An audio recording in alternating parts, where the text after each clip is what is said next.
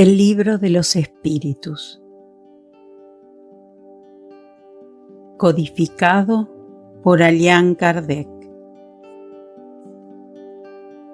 Libro primero. Las causas primeras. Capítulo 4. Principio vital. 1.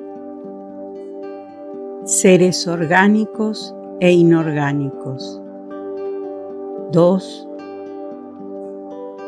La vida y la muerte. 3. Inteligencia e instinto. Seres orgánicos e inorgánicos.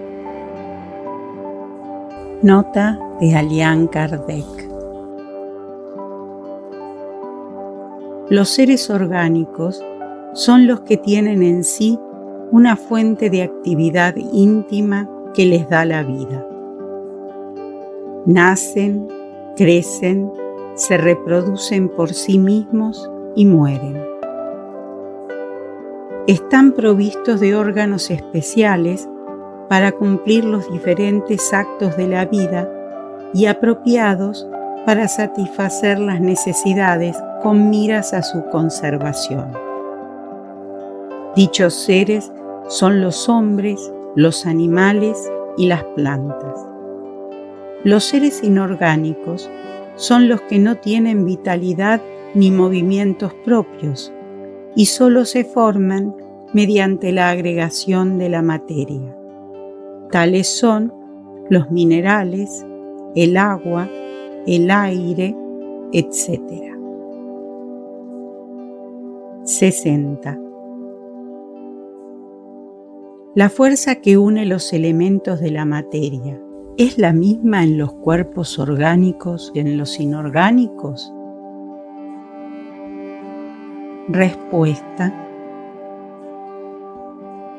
sí. La ley de atracción es la misma para todos. 61.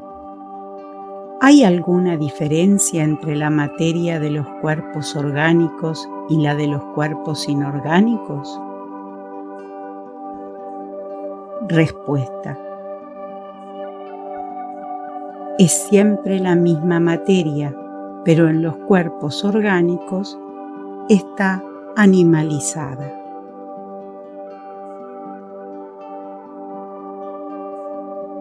62. ¿Cuál es la causa de la animalización de la materia? Respuesta: su unión con el principio vital. 63. ¿El principio vital reside en un agente particular o no es más que una propiedad de la materia organizada? En una palabra, ¿es un efecto o una causa? Respuesta: es lo uno y lo otro. La vida es un efecto producido por la acción de un agente sobre la materia. Ese agente, sin la materia, no es la vida, así como la materia no puede vivir sin ese agente. Este da la vida a los seres que lo absorben y lo asimilan. 64. Hemos visto que el espíritu y la materia son dos elementos constitutivos del universo. El principio vital ¿conforma un tercer elemento? Respuesta: sin duda, es uno de los elementos necesarios para la constitución del universo. No obstante, su fuente es la materia universal modificada. Para vosotros es un elemento, como el oxígeno y el hidrógeno. Con todo, ninguno de ellos es un elemento primitivo, pues todos proceden de un mismo principio. 64a. Parece resultar de ahí que el principio de la vitalidad no es un agente primitivo distinto, sino una propiedad especial de la materia universal que se debe a ciertas modificaciones de dicha materia. Respuesta: es la consecuencia de lo que hemos dicho. 65.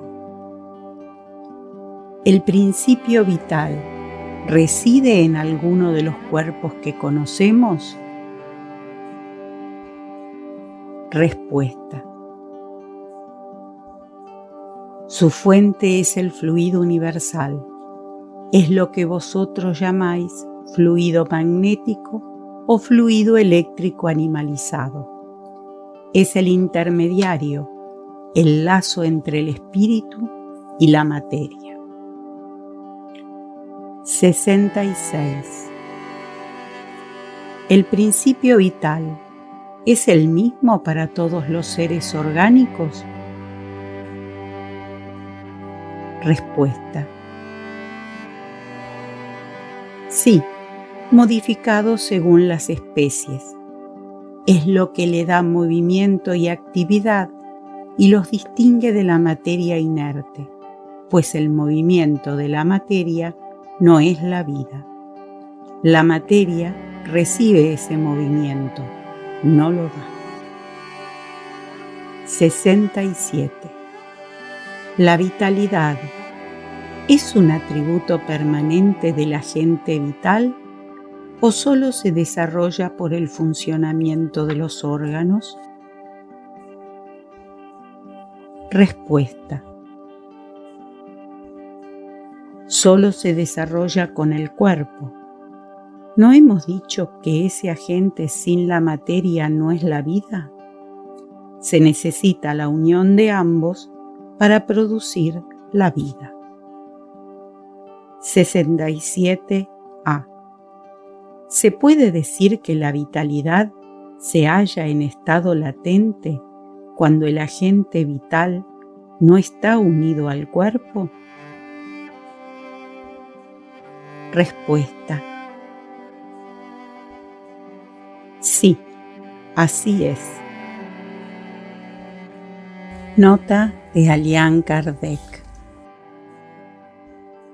El conjunto de los órganos constituye una especie de mecanismo que recibe su impulso de la actividad íntima o principio vital que existe en ellos. El principio vital es la fuerza motriz de los cuerpos orgánicos. Al mismo tiempo que el agente vital da impulso a los órganos, la acción de los órganos mantiene y desarrolla la actividad del agente vital, más o menos como el frotamiento genera calor. La vida y la muerte. 68. ¿Cuál es la causa de la muerte en los seres orgánicos? Respuesta: el agotamiento de los órganos. 68a. ¿Se podría comparar a la muerte con la cesación del movimiento en una máquina descompuesta? Respuesta: sí. Cuando la máquina está mal armada, el mecanismo se rompe. Cuando el cuerpo está enfermo, la vida se retira de él. 69. ¿Por qué una lesión del corazón, más que la de algún otro órgano, causa la muerte? Respuesta. El corazón es una máquina de vida.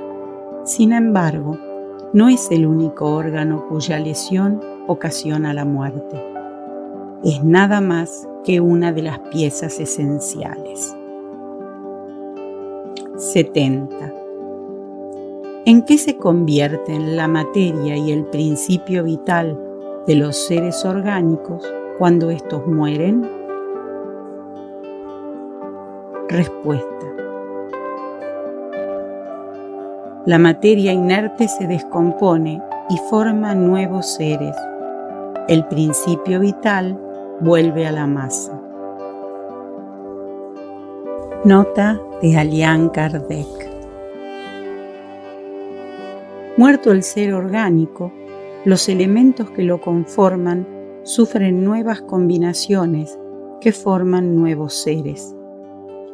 Estos extraen de la fuente universal el principio de la vida y de la actividad, lo absorben y lo asimilan para devolverlo a esa fuente cuando dejan de existir. Los órganos están, por decirlo así, impregnados de fluido vital. Ese fluido confiere a todas las partes del organismo una actividad que opera en ellas el restablecimiento en caso de que tengan ciertas lesiones y restablece funciones momentáneamente suspendidas. No obstante, cuando los elementos esenciales para el funcionamiento de los órganos están destruidos o profundamente alterados, el fluido vital es impotente para transmitirles el movimiento de la vida, y entonces el ser muere. Los órganos reaccionan necesariamente, en mayor o menor medida, unos sobre otros. De la armonía del conjunto resulta su acción recíproca. Cuando una causa cualquiera destruye esa armonía, sus funciones se detienen, como el movimiento de un mecanismo cuyas piezas esenciales están descompuestas. Como un reloj que se gasta con el tiempo o se desarma por accidente y cuya fuerza motriz es impotente para hacerlo funcionar. Encontramos una imagen más exacta de la vida y la muerte en un aparato eléctrico. Como todos los cuerpos de la naturaleza, ese aparato contiene electricidad en estado latente. Los fenómenos eléctricos solo se manifiestan cuando el fluido es puesto en actividad por una causa especial. Entonces, se podría decir que el aparato está vivo. Cuando la causa de la actividad cesa, cesa el fenómeno. El aparato vuelve al estado de inercia. Los cuerpos orgánicos serían, así, una especie de pilas o aparatos eléctricos en los cuales la actividad del fluido produce el fenómeno de la vida. La cesación de esa actividad produce la muerte. La cantidad de fluido vital no es la misma en todos los seres orgánicos. Varía según las especies y no es constante, ya sea en el mismo individuo o en los individuos de la misma especie. Algunos están, por decirlo así, saturados de dicho fluido, mientras que otros tienen apenas la cantidad suficiente. A eso se debe que algunos tengan una vida más activa y tenaz y en cierto modo superabundante. La cantidad de fluido vital se agota. Puede volverse insuficiente para mantener la vida si no se lo renueva mediante la absorción y la asimilación de las sustancias que lo contienen. El fluido vital se transmite de un individuo a otro. El que tiene más puede dárselo al que tiene menos, y en determinados casos recuperar la vida a punto de extinguirse. Inteligencia e instinto. 71. ¿La inteligencia es un atributo del principio vital? Respuesta: no, puesto que las plantas viven y no piensan, solo tienen vida orgánica.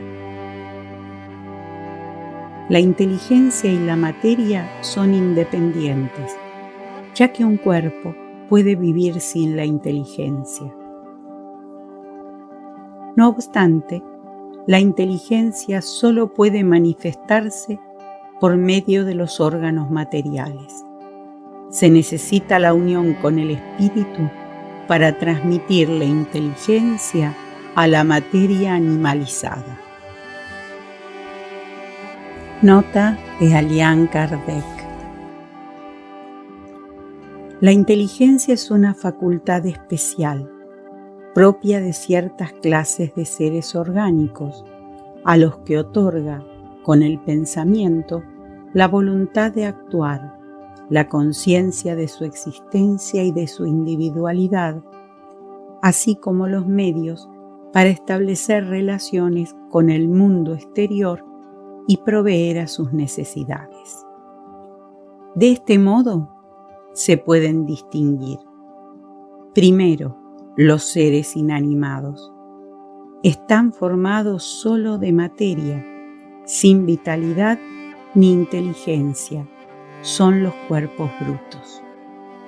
Segundo, los seres animados que no piensan. Están formados de materia y dotados de vitalidad, pero desprovistos de inteligencia. Tercero, los seres animados que piensan. Están formados de materia, dotados de vitalidad y tienen además un principio inteligente que les da la facultad de pensar. 72. ¿Cuál es la fuente de la inteligencia? Respuesta: ya lo hemos dicho, la inteligencia universal. 72a. ¿Se podría decir que cada ser toma una porción de inteligencia de la fuente universal y la asimila, así como toma y asimila el principio de la vida material? Respuesta: eso no es más que una comparación, pero no es exacta, porque la inteligencia es una facultad propia de cada ser y constituye su individualidad moral. Además, como sabéis, hay cosas que no es dado al hombre penetrar, y ésta forma parte de ellas por el momento. 73. ¿El instinto es independiente de la inteligencia? Respuesta: no precisamente, pues es una especie de inteligencia. El instinto es una inteligencia no racional. Por medio de él, la totalidad de los seres proveen a sus necesidades. 74. ¿Se puede señalar un límite entre el instinto y la inteligencia? Es decir, precisar dónde termina uno y comienza la otra. Respuesta: no, pues suelen confundirse. No obstante, se pueden distinguir muy bien los actos que pertenecen al instinto de los que pertenecen a la inteligencia. 75. ¿Es exacto decir que las facultades instintivas disminuyen a medida que crecen las facultades intelectuales? Respuesta: no. El instinto existe siempre, pero el hombre lo descuida. El instinto puede también conducir al bien. Casi siempre nos guía y a veces lo hace con más seguridad que la razón. No se extravía jamás. 75a. ¿Por qué la razón no es en todos los casos una guía infalible? Respuesta: sería infalible si no estuviera corrompida por la mala educación, el orgullo y el egoísmo. El instinto no razona. La razón hace posible la elección y confiere al hombre el libre albedrío. Nota de Allan Kardec. El instinto es una inteligencia rudimentaria que difiere de la inteligencia propiamente dicha, en que sus manifestaciones son casi siempre espontáneas, mientras que las de la inteligencia son el resultado de una combinación y de un acto deliberado. El instinto varía en sus manifestaciones según las especies y sus necesidades. En los seres que tienen la conciencia y la percepción de las cosas exteriores, el instinto se alía a la inteligencia, es decir, a la voluntad y a la libertad.